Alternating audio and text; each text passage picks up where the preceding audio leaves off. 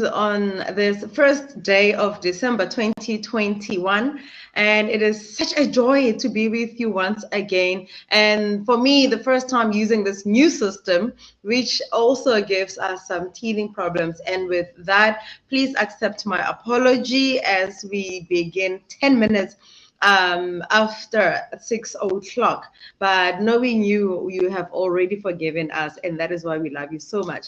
Today is Wednesday, and I've said the first day of December, which means that it is World AIDS Day, and we commemorate this day by remembering our fallen heroes, brothers and sisters, parents, and anybody around the world who lost their lives to the HIV virus. But we also give thanks to God for the gift of life, for all of those who are living with the virus and are taking their medication and they are healthy and alive. And for that, say thank you to God. Friends, on this Wednesday, we have our guest who is part of our furniture, and we love having him so much. Rev Obusitswe Tiroyabone, who is going to continue unpacking the Methodist Book of Order for us. And today we are dealing with chapter 5, which speaks to and about the connection, our connectivity, and what the connection consists of, and what its responsibilities, membership of conference, and all the other nice things that Muruti Tiro is going to be talking to us about. So before we even waste any more time, please call everybody who is anybody so that we can continue to learn together and become better versed in what makes us Methodist. And with that said, please, friends, let us close our eyes and pray. Ubile modimo mo malobeng, o modimo gompijeno, me o modimo mo bosakhutleng. Thixo wethu onamandla amakhulu, siza kuwe Mesiya onamandla amakhulu, sibulela Thixo ithuba loba sikwazile uvuka kusasa. Mesiya onamandla amakhulu, siza kuwe Mesiya olungileyo, sithi ngena nathi ukungena kwethu kule platform uyibusise njengesiqhelo sakho Thixo olungileyo. Ngena nathi Mesiya onamandla amakhulu as we continue to wrestle with this new system, but a system that is much better and more effective and that reaches far wider platforms and other people. Lord, continue to help us to be open to learning as we learn the ropes of this new system. About unpacking the Methodist Book of Order, which in essence is the constitution of the people called Methodists within the Methodist Church of Southern Africa. Rebeya muruti wa rona muruti tiro maotong a tereno ya hao ya kgaogelo Thixo olungileyo gore modimo wa rena mantšu a go bolela a tle a gona le rena ka mo a tlang go re godiša re tle re tsebe ka bokaone seo re leng sona re le batho ba bitswang batho ba Methodist. Thixo onamandla amakhulu, continue to bless this platform. Bless all of the anchors of this platform, Lord, as they do an amazing job and giving selflessly of themselves and their time.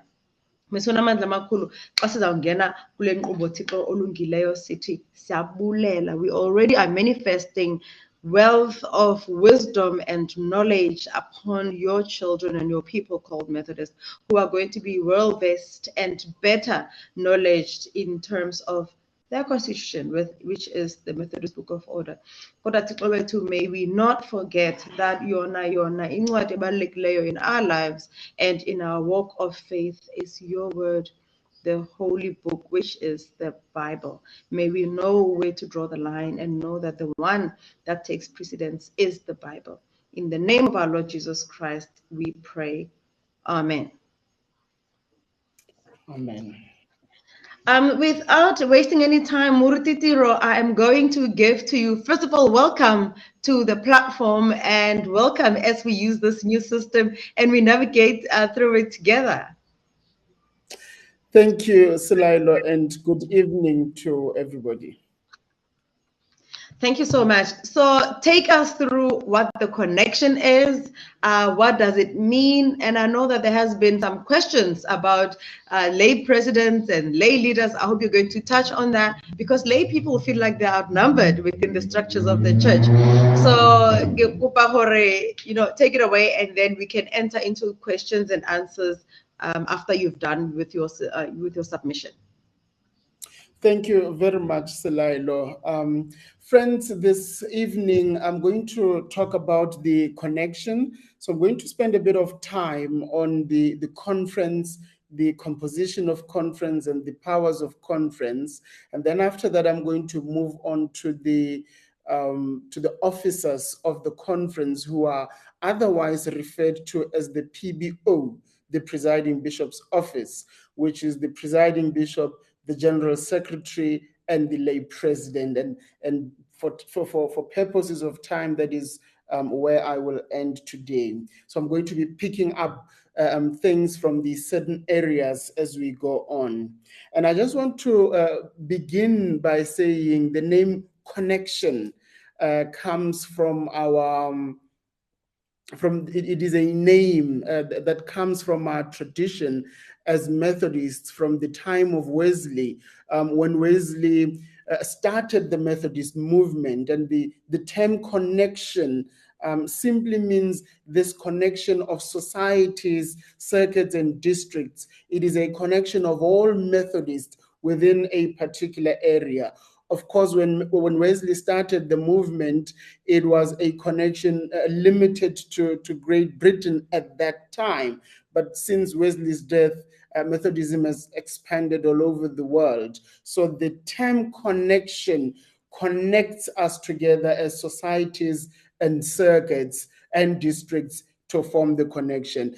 In other parts of the World Methodist movement, what we call a connection is otherwise called conference, whereas we call conference the meeting that happens annually with other people.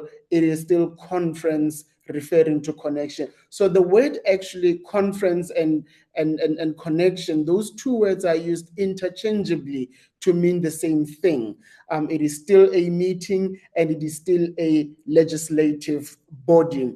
And so as we begin this chapter, the very preamble paragraph there tells us that the Methodist Connectional Office, as established in 1936, and goes on.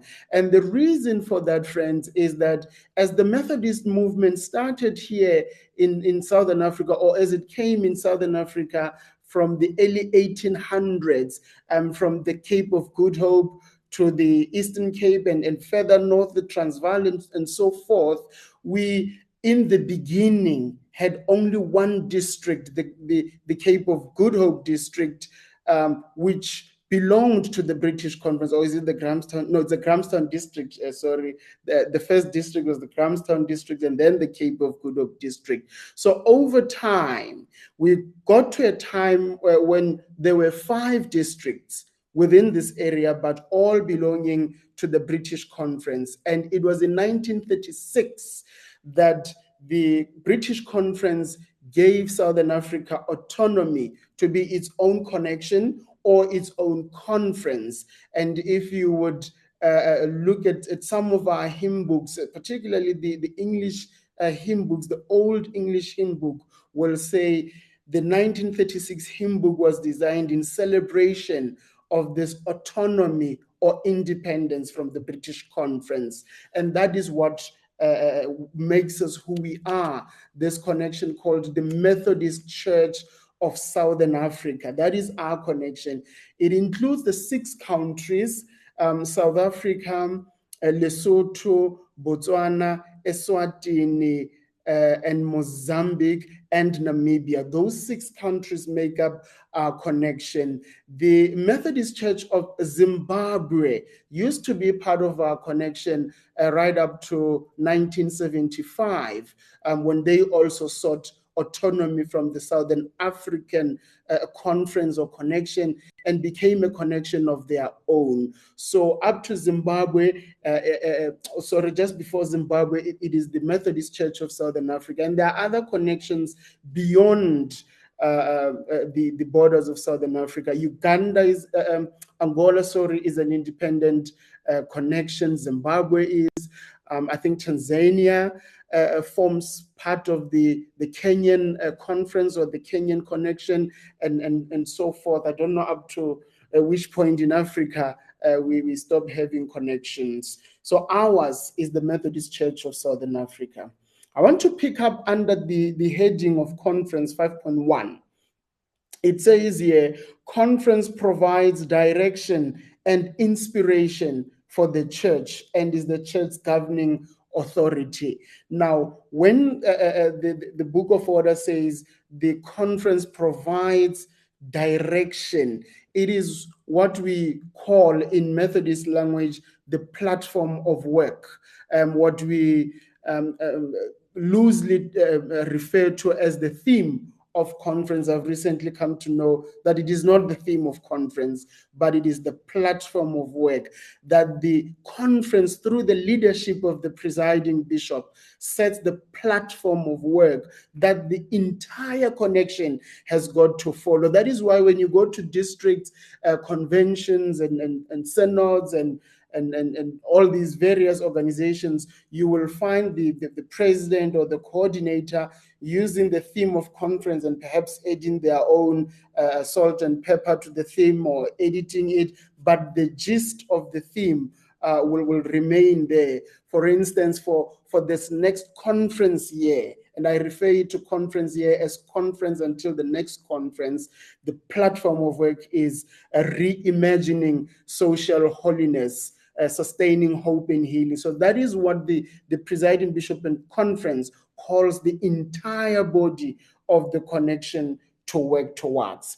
And then in the same clause 5.1, it ends by saying conference is the sole and final authority in respect of the doctrines of the church and their interpretation. So the doctrines that we have today, as we believe in them, are the interpretation of conference. So you may there and there disagree with the doctrines, but this is the interpretation of conference.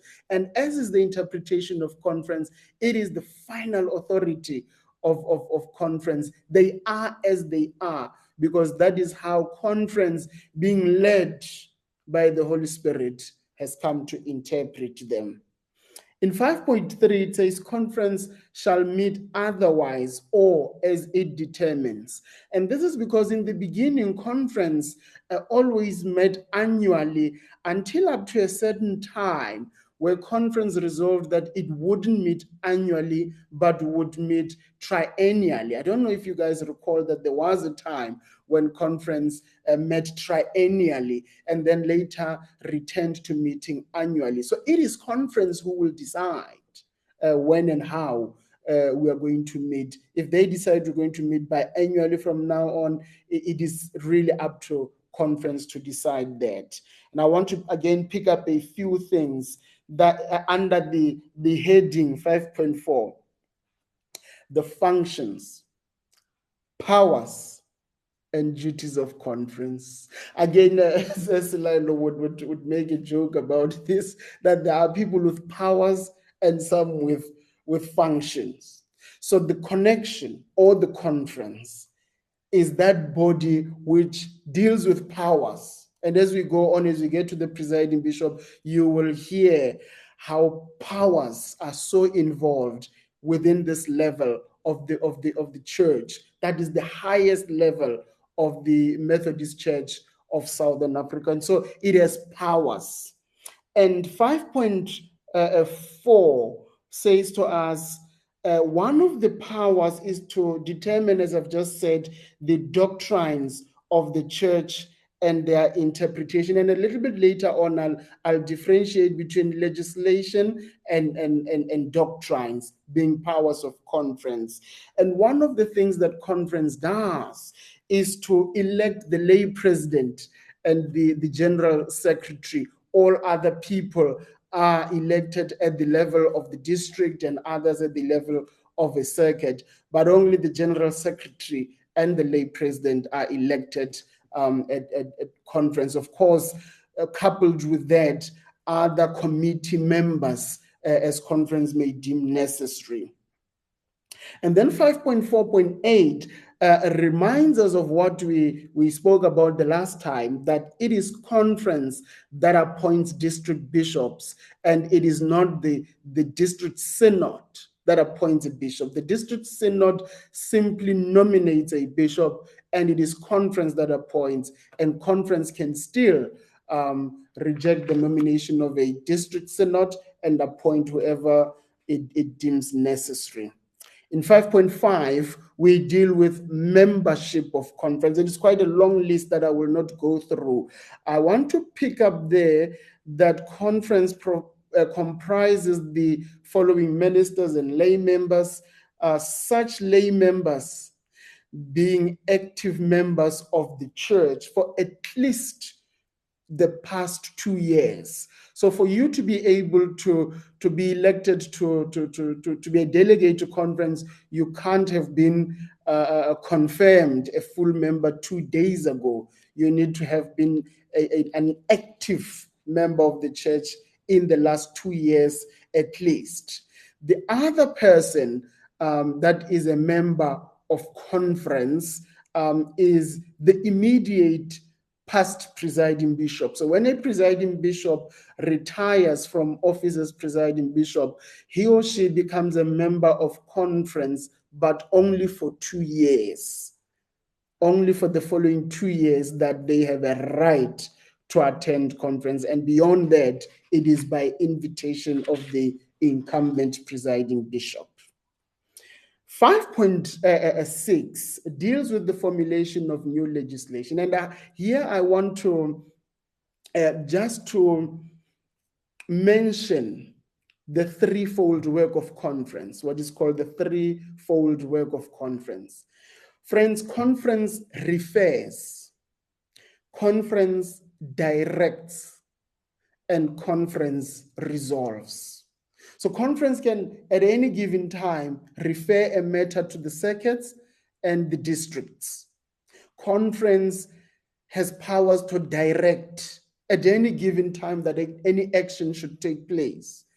And conference resolves. That is what I call the threefold work of conference. Conference refers, directs, and resolves.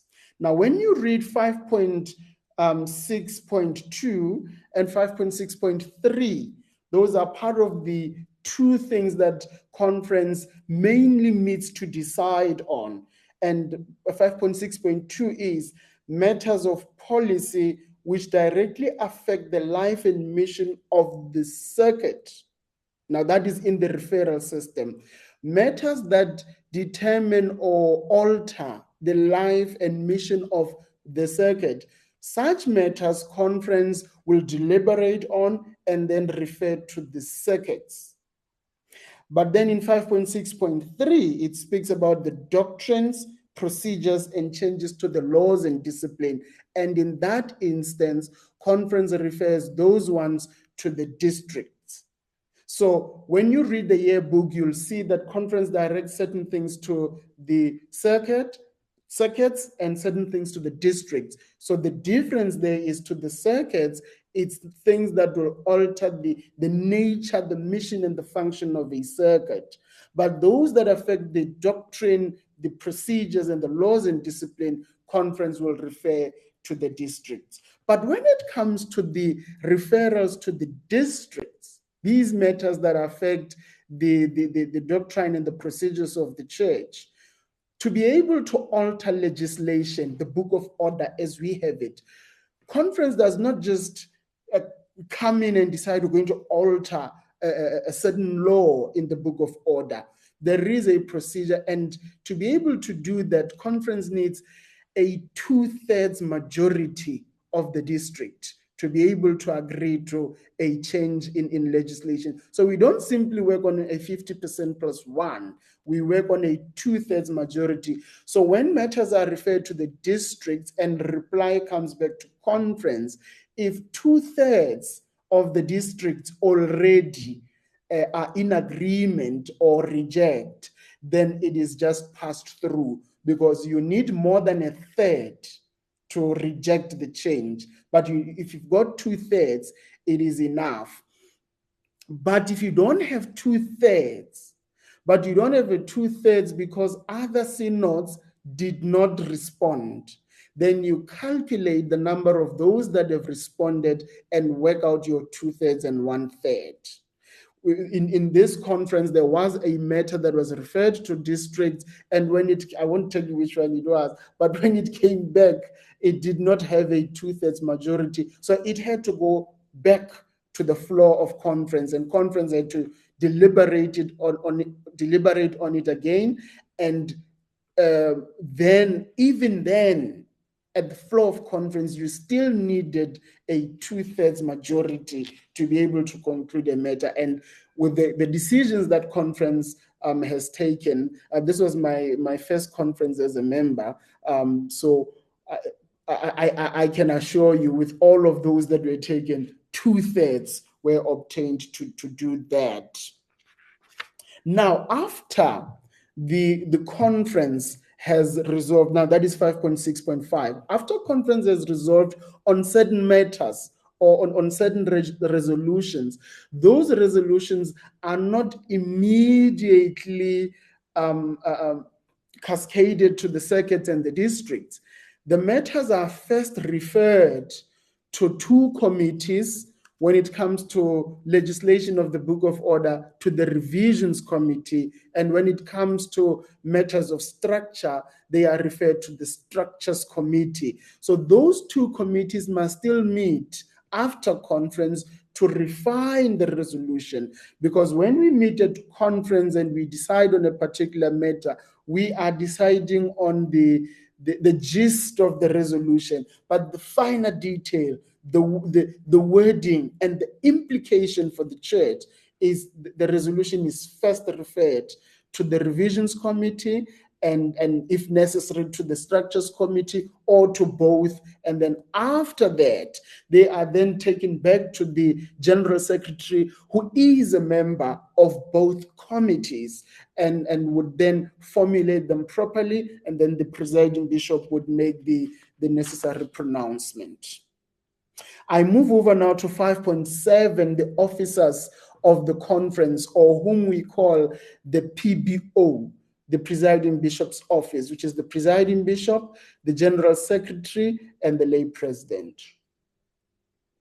And those are the PBO. I particularly like the composition of this PBO because it includes the lay president to say whatever this, as some people would call the top executive, whatever they decide outside conference, there is lay representation. And I do apologize, the fourth person is the general treasurer, who's a member of the PBO. So it's a balanced representation. You've got the presiding bishop and the general secretary, who are ordained ministers, and you've got the general treasurer and the lay president, who are lay people forming part of this PBO, as is the spirit of Methodism, that lay people are as equally part of the leadership and the management of the church as ordained ministers.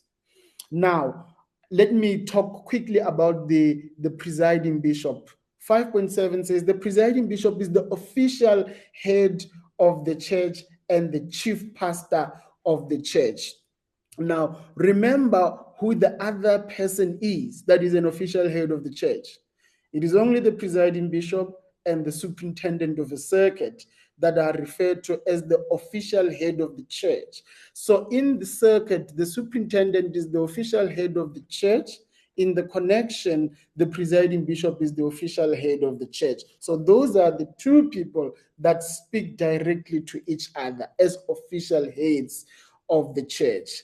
And then it says the presiding bishop is the chief pastor of the church. So above the entire connection, she, the presiding bishop, is the chief pastor, who shall exercise, this is very important, the powers, privileges, and authority. With the superintendent, it says powers and duties. With the bishop, it says functions. With the presiding bishop, it says powers, privileges, and authority. I mean, when it says authority, it concludes the matter. Authority over the church. Now, in the British conference and in some other conferences as well, But let me speak particularly to the British Conference. The president of the conference, who is the presiding bishop, there they still refer to them as the president of conference, and they refuse to introduce any form of episcopacy into their connection. Now, the president of conference is strictly given 1 year in office as the president. And when I inquired, but why do you not move as other connections have moved to a 3-year term or a 5-year term? And they still have trauma from the time of Wesley. Because when Wesley was the president of conference, it is then that it was decided that the presiding bishop or the president of conference shall have powers, privileges, and authority. So they felt that, so Wesley was so authoritative. He was an authoritative dictator that to this day they are still traumatized by Wesley's dictatorship, that they feel that so much power cannot be invested in one person for longer than 1 year. That 1 year is enough for a person, that before they start sort of abusing that power, let's take it away from them. So they stick to 1 year. But in our connection, the term of office is 5 years, renewable up to one final term. So you may have 2 terms of 5 years. And in 5.7.1.3, in the powers, privileges, and authority of the presiding bishop, it says, she shall be pastor to the bishops and the general secretary and other persons in the church. And the reason for that is, in the level of a society, the resident minister pastors. And when I say pastors, I'm making a distinction here that a minister is not a pastor here in the Methodist Church. We don't refer to them as pastors. We refer to them as ministers because they have 5 aspects to the work of a minister. A minister is a pastor, a preacher, a teacher, a leader, and an administrator. A minister does those 5 things. Now, pastoring is what we in other terms refer to as care or pastoral care. So in the level of a society, the minister pastors to the congregation and the stewards, and in turn, the superintendent of the circuit pastors to the ministers in the circuit. The bishop pastors to the superintendents of the circuits, and the presiding bishop then pastors to the bishops of the districts and the general secretary, because for a term or 2, the general secretary is out of circuit appointment and is in the PBO. So the presiding bishop pastors to him or her as well. And in 5.7.1.6, one of the powers of the presiding bishop is to approve or otherwise the suspension from office or ministry of any minister. So the presiding bishop is the only person who has powers to suspend a minister, nobody else. The recommendation may be that the presiding bishop suspends a minister, and she can say no. She can suspend the minister, or just say no, I won't suspend the minister.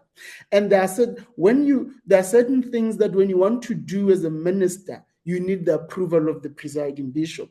If you want to go and study where else, if you want to time out of circuit appointment, only the presiding bishop can grant you that permission.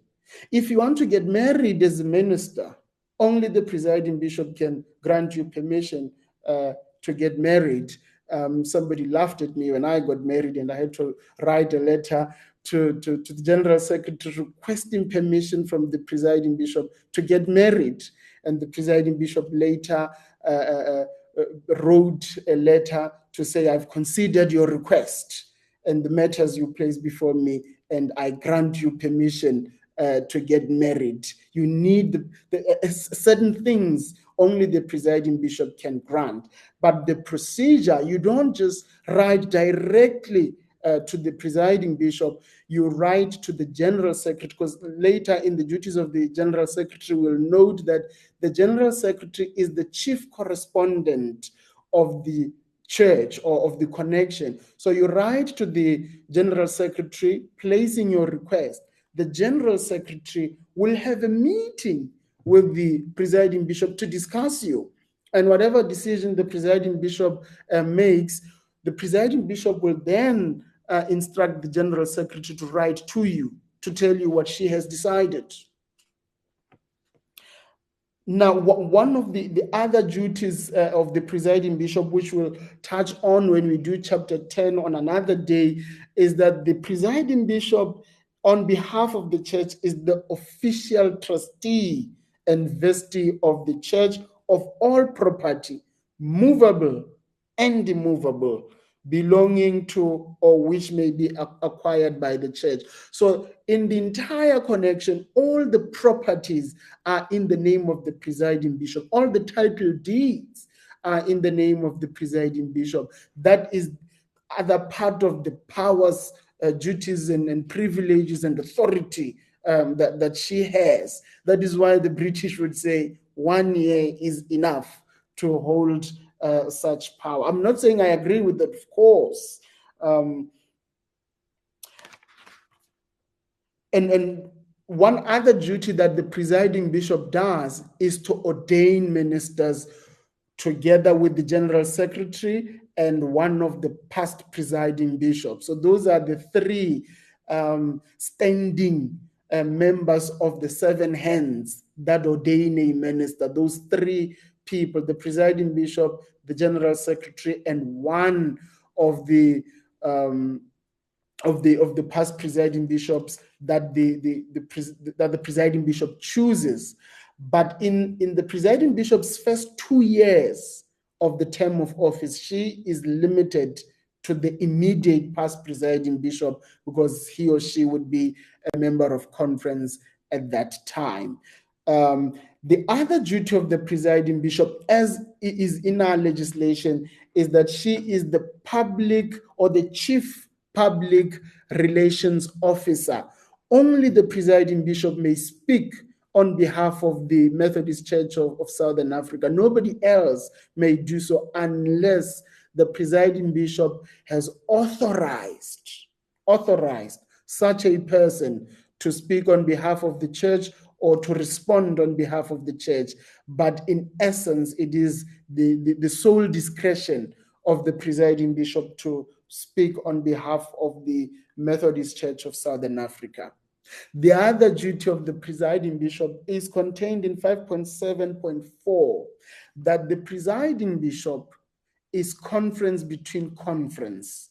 As soon as conference arises, all the powers of conference is invested in the presiding bishop. And whatever decision she takes in between the meeting of conference or the connectional executive, whatever decision she takes is binding, it is authority, it is finished. There's nothing you can dispute about it because she becomes conference in between conference. So matters that require the attention and the decision of conference do not have to wait for conference. The other interesting thing about the office of the powers, duties, and authority of the presiding bishop is that when it comes to doctrine, she can, at her own discretion, alter the doctrine of the Methodist Church of Southern Africa, at her own discretion. Another reason why the British say 1 year in office is too much. Let's not extend it. Now, when it comes to a district bishop, if a district bishop dies or becomes incapacitated or is impeached for any other reason, it says the vice chairperson shall immediately assume office.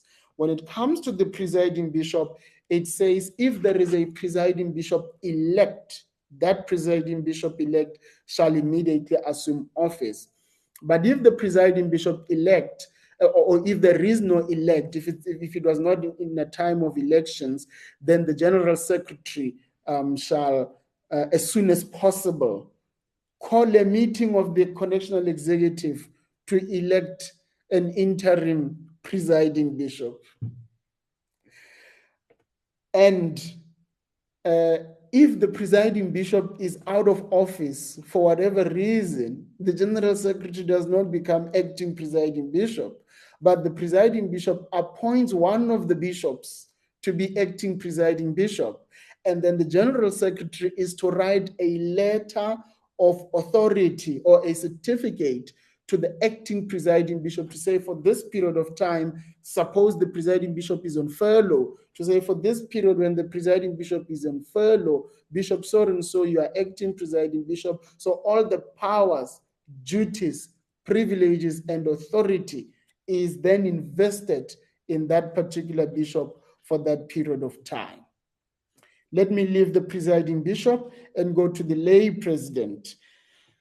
The lay president, one of the things I want to pick up is that... Muruti Tiro, may I please interject? I do not want us to give too much, to share too much information without maybe engaging certain questions. Do you mind if maybe we can maybe have 5 minutes or even less, probably less, to talk about and scrutinize what you have already shared with us? Is that okay with you? I'm happy to do it. Okay, one of the things that I find funny personally is that you had to ask for permission to get married. You know, so does that mean that even if your family has given you permission and has blessed you, the presiding bishop can say, no, I don't think you're ready, and then there would not be a wedding? Is that what it means?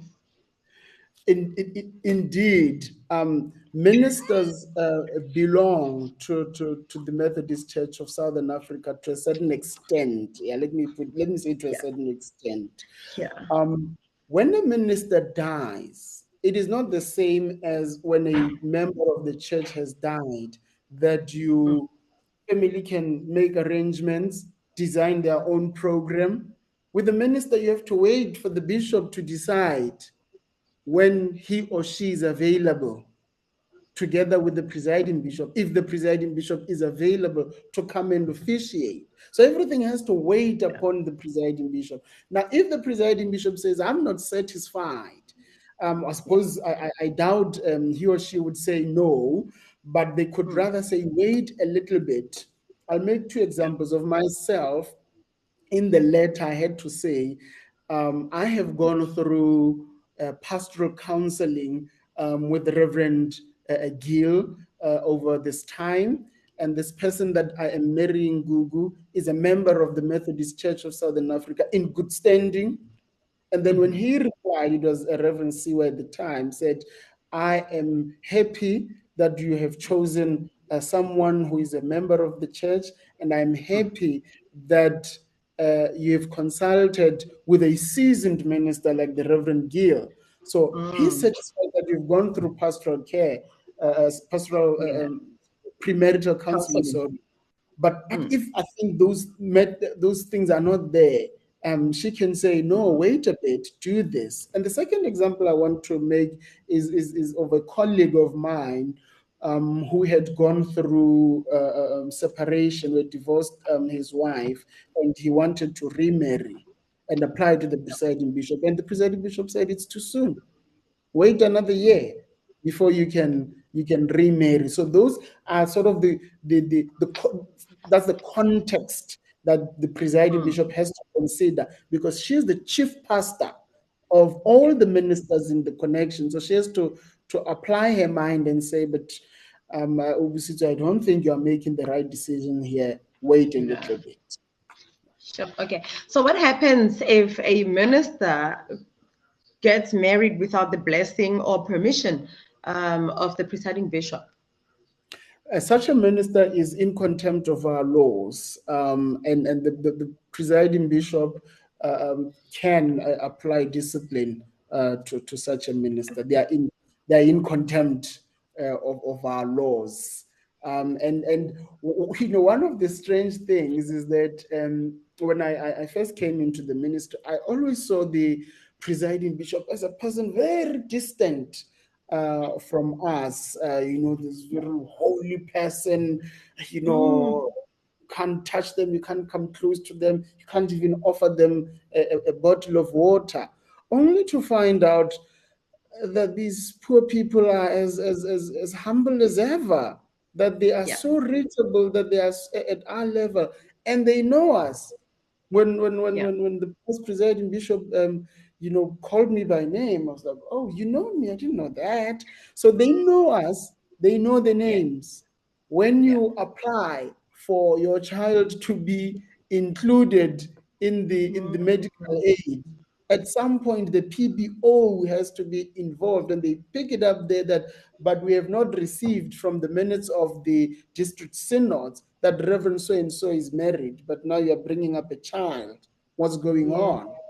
Because remember, also in synod, in the blue book, there are Yeah. those columns that say, has any minister gotten married in the last year? Has any Yeah. minister been blessed with a child, and so forth? So if they Yeah. don't pick it up there, they can pick it up on other matters, and say, Mm. this colleague of ours has not followed our processes, is in Yeah. contempt of our Sure. processes.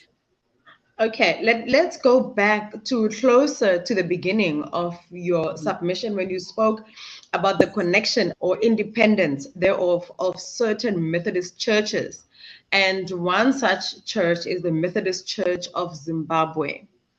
Um, I like the topic of the Methodist Church of Zimbabwe, but it also hurts me in my personal capacity, so it's not part of this conversation. My question is always, we are including our Zimbabwean brothers and sisters into our systems and into our churches.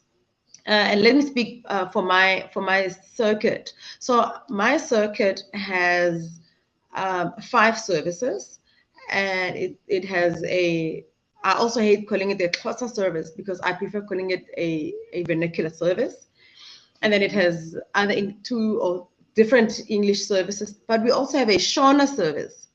So what I've seen happen is that the Shona congregation, in as much as they do wear a red and white uniform as well, but it's different. So the design of it is different from the MCSA's uniform. And I'm speaking here for the women's Manyano. So what happens is that we had to create a transition for them, almost removing them from the Zimbabwean congregation and making them part of ours. So don't you think, because we already have that brotherly or sisterly relationship, shouldn't we now enter into conversations where we say, okay, how do we best include you back into our connection? And I'm speaking now here for Zimbabwe. I think what you are seeing right now, and really these are some of the issues that you have to grapple with. What we are seeing now with an increased Zimbabwean presence Yeah. is actually coming from the economic problems in Zimbabwe, that you have more Zimbabwean people coming into South Africa or other countries of Southern Africa, and we sort of have to Yeah. see how we include them. Uh, but before the economic decline of Zimbabwe, that was not quite a prevalence here in South Africa. Yeah. And it helps that we have this good relationship with them. But I think the issue we have to grapple with is what I see, happening in quite a lot of our societies and circuits regarding boundaries. That it is not only about Zimbabwean Methodists joining or becoming part of our societies and circuits. You have instances in societies where you have 2 sections worshiping in the same building, or you have 2 circuits worshiping in the same building.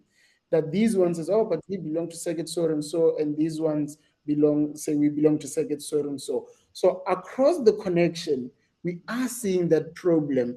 I can think of 3 examples now of 2 societies worshiping in one building, but sort of belonging or being led by another minister in the same building. Yeah. So this issue of boundaries, I think, needs to be grappled with much more than we have already. Yeah. In Britain, there are societies, particularly in London, that have a Shona service and with Shona wish and Shona uniform, quite an increasing presence of that in Britain as well. So those issues need really to be grappled with at a much deeper level to say, what do we do in these instances? Of course, the economic situation of Zimbabwe is not about to change anytime soon. And even if it does change, some of these sisters and brothers have made a home here. But in my personal opinion, which is not the opinion of the church or the opinion of the Book of Order, it's my personal opinion.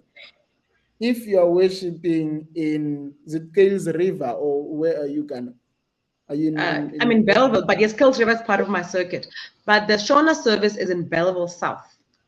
If you are in Belleville, I think the saying, "Do when you are in Rome, do what the Romans do," should apply. Yeah. If you are now here, we're supposed to say to you, "This is how we do things in the Methodist Church of Southern Africa. We work on tithing or plant giving, and we have a mañana, and this is the uniform of the mañana." That's my personal opinion. Let me emphasize, it's my personal opinion.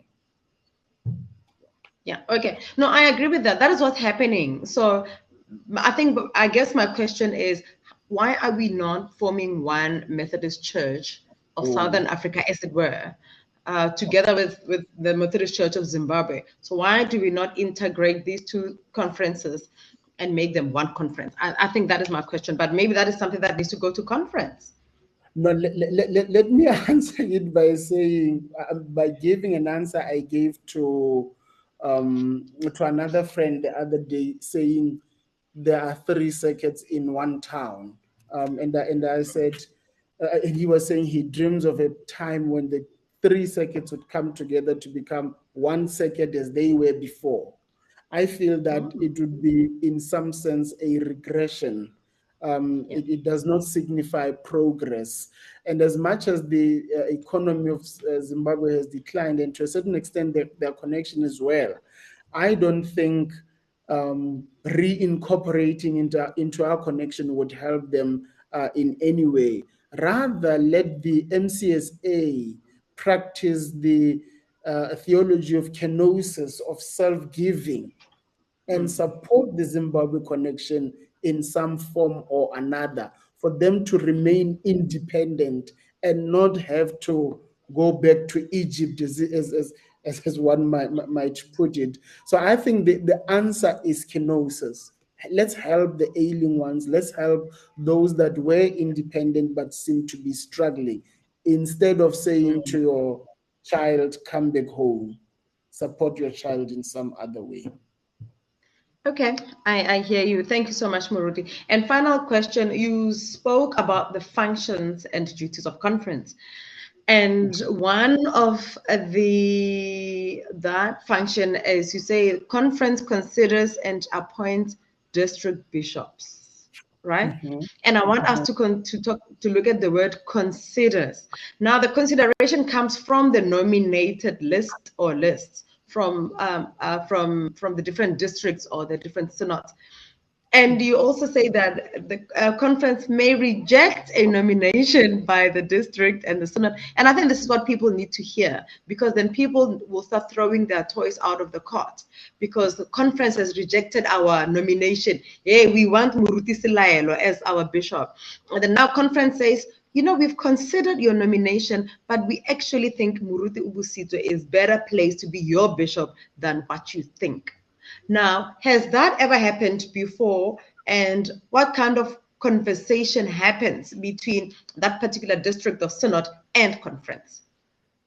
That's another issue that I think we need to continuously grapple with, the appointment of bishops. Because the Book of Order does not say what other requirements you need to be able to be appointed a bishop, except to be an ordained minister. And it does not even say for how long you need to be ordained. But there is a certain or there are certain unwritten requirements of who needs to be a bishop. And I think we need to sit down and say, if we want to have minimum qualifications, let's have minimum qualifications. If we want to have minimum years of experience, let's decide on that. The Anglican Church, I know, has recently gone into a dilemma as well, that they require 2/3 vote for an appointment of a bishop, and that didn't happen. It deadlocked, and the a senior legislative body had to appoint bishops. So it's a problem that I think prevails in ecumenically in other churches as well. But I think the problem is that we don't have a lot of requirements. We only say you must be an ordained minister in full connection with the MCSA. So the other way in which conference can reject a nomination by a district, or one of the main reasons, is if an objection is raised. That if Obusitswe is nominated, you can write an objection to the general secretary, and of course copy the nominated person and say, I object to Obusitswe's appointment.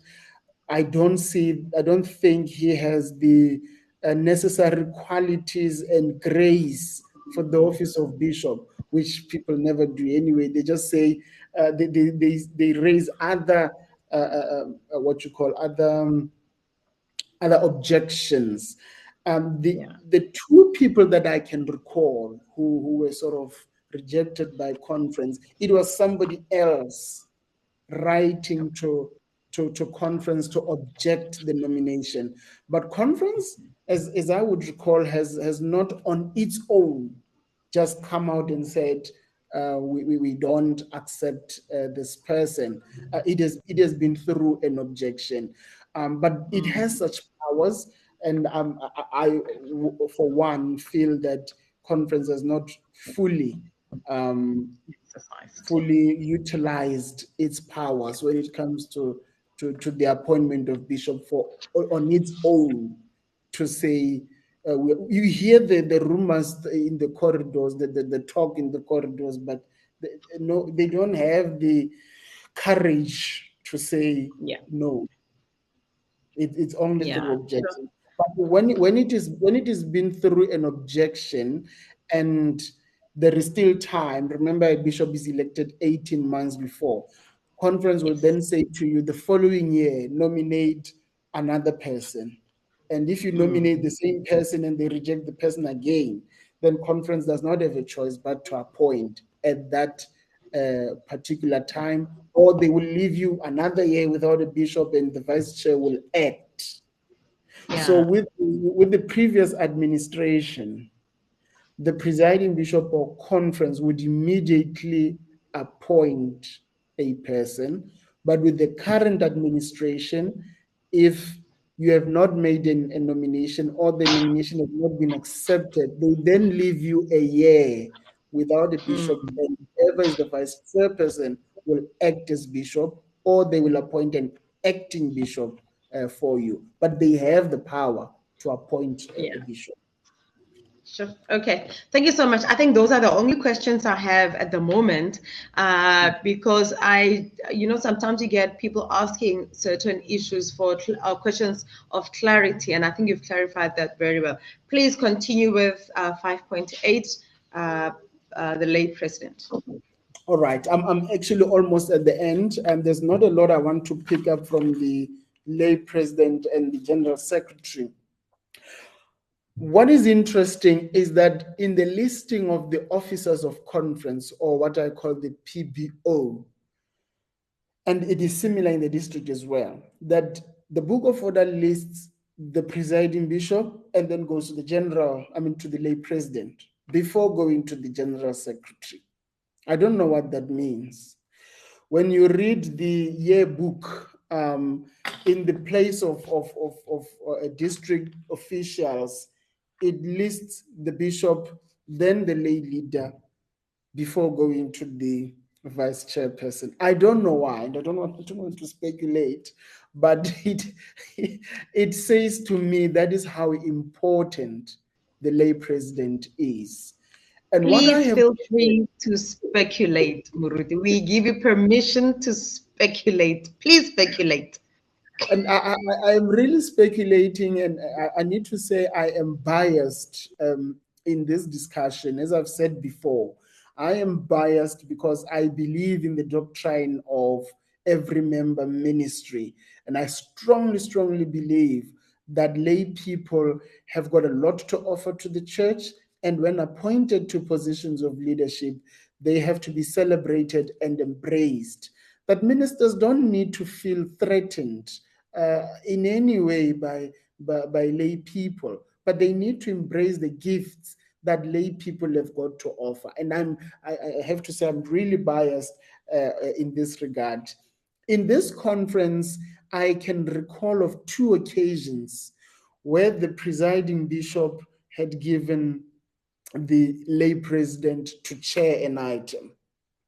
And because of my biasness, I picked it up very quickly.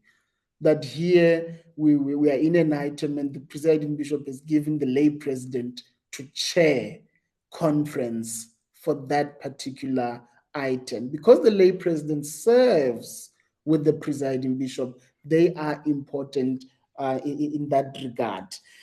5.8.2 says the lay president has no executive power, but shall represent the church on ceremonial occasions, either on behalf of or in addition to the presiding bishop.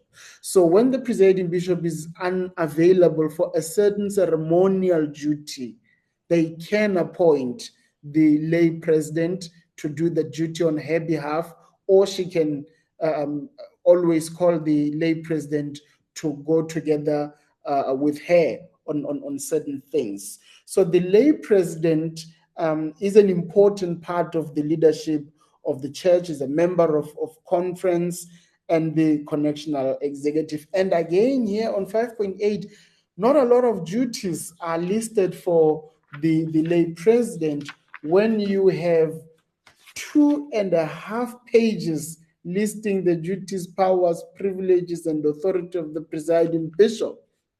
But I just feel that there has not been enough intention to strengthen the office of lay president and the office of lay leader, but that we can make noise about at the next synod and conference.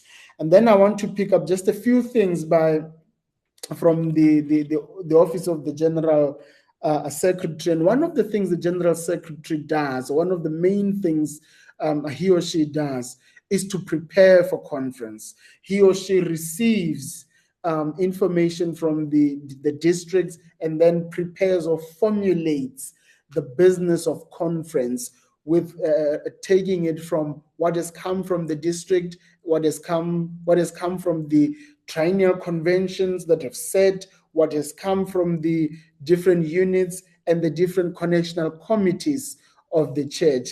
The general secretary then formulates the business of conference.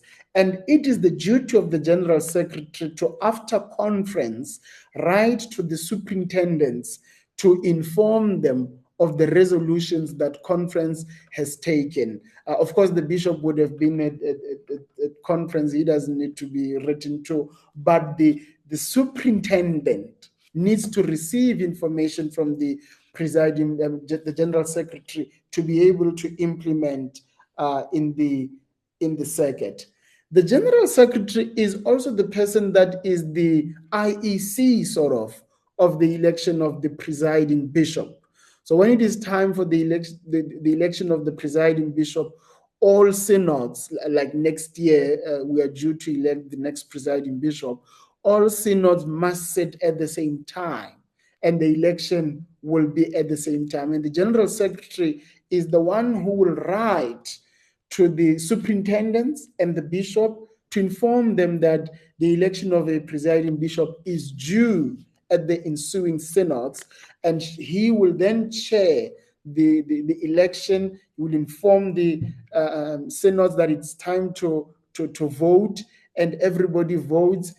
He will receive the results from the different districts and then determine if someone has obtained a 50% plus one to become the presiding bishop. So that is in the hands of the General Secretary. Another thing that is not on the Book of Order but is now in the hands of the General Secretary is the composition of the 40-40-20. How we remember the General Secretary will write and say to you, and say to the districts, you must, it's time for election and you must elect a woman, or you may elect any person, a man or a woman, or a young person, or whatever. It is the General Secretary, in consultation with the presiding bishop, who determines that composition. When somebody is appointed to any office, the General Secretary, as the chief correspondent, will then inform the person that has been appointed to any position, even to a station or a circuit.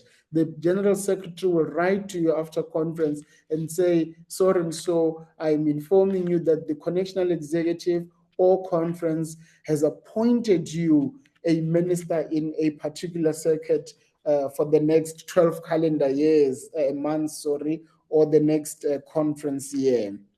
And the General Secretary, again, in conjunction with the presiding bishop, represents the church in all legal matters.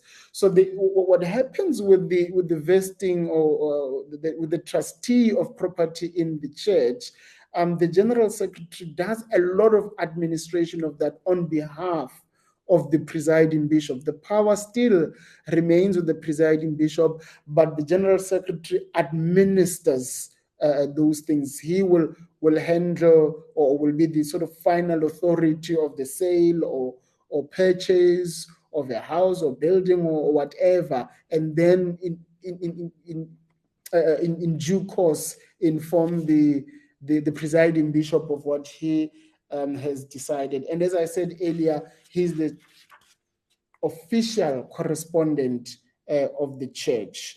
And I want to end there for today. The last section is the connectional executive, and I won't go into the duties of the connectional executive, because the connectional executive, its duties are as a delegation of the duties and powers of conference, and whatever they do must still be ratified by conference.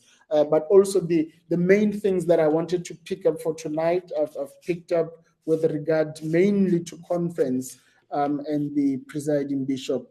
So I want to end there for today. Thank you so much. And I'm looking at the time. We are on the dot, an hour on the dot. So you and I are doing very well when it comes to this time thing, because my team knows for it. I like milking conversations until I believe that we should rather over-inform than under-inform. So it shows you that what kind of a background I come from. I also want to pick a few holes on the last part of your presentation, starting with the lay president. That is one of the positions that people feel that it is a ceremonial position. You know, the lay president is just there. And also, when you look at the Book of Order, I think it's 5.8.2, it says the lay president has no executive power. No. So there's nothing that the lay president can do. He or she is not responsible for anything per se, other than just be present, other than just accompany the PB or represent the PB. Even if he or she represents the PB, there is nothing that the lay president can do. For instance, the lay president cannot ordain ministers, which means that he or she cannot represent the PB in certain important matters. So I really think that we, in as much as they have written the lay president after the presiding bishop, for me, I don't see the weight that is put or the essence and the intent that is laid on the lay president. It's also just a ceremonial writing. The fact that the lay president's responsibilities, which are essentially non-existent, are put after the presiding bishop. So, at the risk of getting into trouble, Um, neither does the General Secretary. When you go through the duties of the General Secretary, he mainly does everything on behalf of the presiding bishop or in consultation with the presiding bishop. There's nothing that even the preparation for conference, it says in conjunction with the presiding bishop. So there's not much that they have authority on or executive power on. When they write to the chief correspondent, it is through the presiding bishop. That is why when the presiding bishop is out of office, the general secretary can't act, but it goes to one of the bishops. So, yeah, I don't want to say that. I know I'm getting into trouble with this, but look at it. Look at it this way. In as much as that is true, all of them are working in conjunction with the presiding bishop, because which office do they occupy? The presiding bishop's office.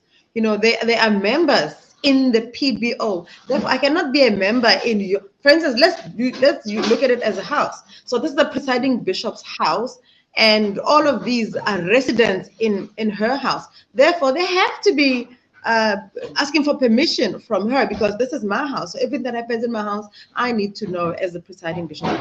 But in terms of responsibilities, the general secretary has a whole lot of responsibilities in consultation with, absolutely, and he or she has to be in consultation with the PB. But when it comes to lay president, there really isn't anything that he does. Yeah, But I agree with you when you say, I'm gonna give you now. I agree with you when you say this is now, maybe we need to start making noise about the intention that we have with certain positions, and the lay president is one such position that we need to start making noise about. I think we need to have deeper conversations, theological conversations, even on the need, on every member ministry, the need for lay president and the need for lay leaders, and expand their duties, that they also need a page full of duties. I think they need to be taken more seriously. They have not really been taken more seriously. Some other people have totally disregarded their duties, or their need. I think we need to talk about it, especially seeing that, out of the, how many members are we supposed to be? About 250,000, only 800 ministers. I think if lay people are the majority of the church, ministers are set apart for the ministry of word and sacrament. They're not set apart for control of the church, but for word and sacrament. So I think we need to talk more about the doctrine of every member ministry. And I'm intentionally using the word every member ministry and not the priesthood of all believers, but every member ministry. We need to have deeper conversations about that. But I think those two go hand in hand. Every member ministry together with priesthood of all believers, because it simply means that we all can take responsibility for certain parts of the church. The only thing I remember my previous bishop used to say, that the lay leaders, they have to put in leave because they have a life outside of the church. Their time is not paid for by the church, so they have to put in leave when they in order to attend church events and all of those things. That could possibly be the one part of looking at it. But I really think that we have to, in consultation and inclusivity of all of the lay presidents and lay leaders, and have this conversation to say, what would you have loved to see done differently? It's easy for us to attend a synod gathering, and not even one time does the lay leader speak or do anything of significance throughout conference, and similarly, or throughout the synod. And similarly, even in conference, it's easy for a lay president to be there throughout the conference and to not do anything of significance throughout conference. So the question is, why are you there? What is your significant role or responsibilities? But that is just that. And finally, the general secretary. The general secretary represents the church or the presiding bishop in all legal matters. Now, when the General Secretary represents the church in all legal matters, can you imagine if the General Secretary had to act as the presiding bishop? It would be too much power for one person. So I totally agree with this assertion that the General Secretary cannot act on behalf of, because he already knows so much about the church. He already writes so much. He takes responsibility for so much. Writing correspondence is not just writing correspondence. You are taking responsibility for the church to that particular part of the church, whether it be to the superintendents or other bishops, or as a normal layperson like myself. So if the General Secretary had to act as the PB, too much power over one human being. And then there's a legal matter. Who does he represent? Who does he report for? Actually, the General Secretary represents the church on legal matters on behalf, again, of the presiding bishop. Interestingly, with the British Conference, the General Secretary has a term of 6 years, but the president has only 1 year. But in the time bishop, you mean? Yes. Or the lay president? No. The presiding bishop, whom they call the president of conference. So the presiding bishop is the president of conference. So they have only 1 year in office, but as the presidents come in and go throughout 6 years, you have one person as the general secretary who is eligible for appointment for another 6 years. So you can have 12 years a general secretary, but 12 presidents. So the general secretary could have worked with 12 presidents at the time that they leave office. And that is to say that you need somebody who sort of holds it together, that the presiding bishop or the president doesn't have to be boggled down with administration, but there is somebody who does all of that running.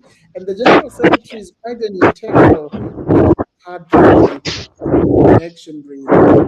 He does quite a lot, to a certain extent, much more than the presiding bishop. Because the other thing I was thinking the other day is that it is not the work of the presiding bishop or the superintendent or the minister to implement.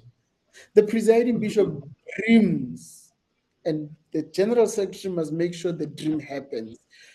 So in the society, the minister dreams. The stewards must make sure the dream I have dreamed happens. Yeah, absolutely. So it's very important for the presiding bishop and the general president and the general secretary to be in sync, because otherwise it would be problematic for the church if they are not in sync. Yeah. Definitely. Let me just read these affirmations from the different people. Daphne Muketo says, Amen. Thank you, Daphne. Masandi Ari, thank you very much, Muruti. We learned a lot today. Thank you, Masandi. I know you're not directing that to me, but thank you, Masandi. You're welcome. Makulukutuane is saying, beautiful presentation, Rev T. And he also says hierarchy, Rev, hierarchy. So we truly do appreciate you, Muruti, for always being available, for availing yourself in order to teach. You spoke about the 5, I'm not sure what you call them, but they are, I think I call them the 5 responsibilities of a minister. To pastor, to preach, to teach, to lead, and to administer. And this is one of them, where you are teaching about the Book of Order, and where people like myself can always poke holes on things that are not even your responsibility, but the responsibility of the church on the Methodist Book of Order. So thank you so much. I'm going to give you a minute or two in order for, okay. I'm going to give a minute or two in order for you to give your closing remarks and maybe give us something to think about as both lay people and clergy within the church. in light of what we have already spoken about. All right. My parting words would be that as much as the conference and the presiding bishop have got powers, privileges, and authority, what makes the conference is the people on the ground. That conference has no powers or authority without the people on the ground. It is us who make the connection. It is us who elect representatives to conference through our synods. So when conference takes a decision, conference has not decided, but the Methodist Church of Southern Africa has decided. That's where I want to. Thank you so much. So you're basically saying we need to start being the hands and the feet of Jesus Christ. That's it. We need to Thank you own so our much, church Muruti. conference. Yeah.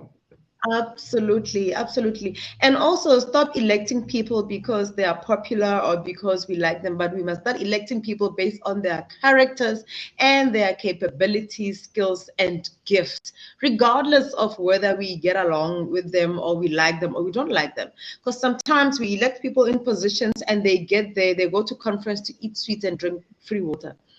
That needs to stop. We need to start being the church that we want to see. And also, these conversations are so important because now we realize that the lay president only has 5 points to his or her responsibility or her office or her seat, whereas the other positions have 2.5 pages and 1.5 pages and so on and so forth and stuff like that, you know.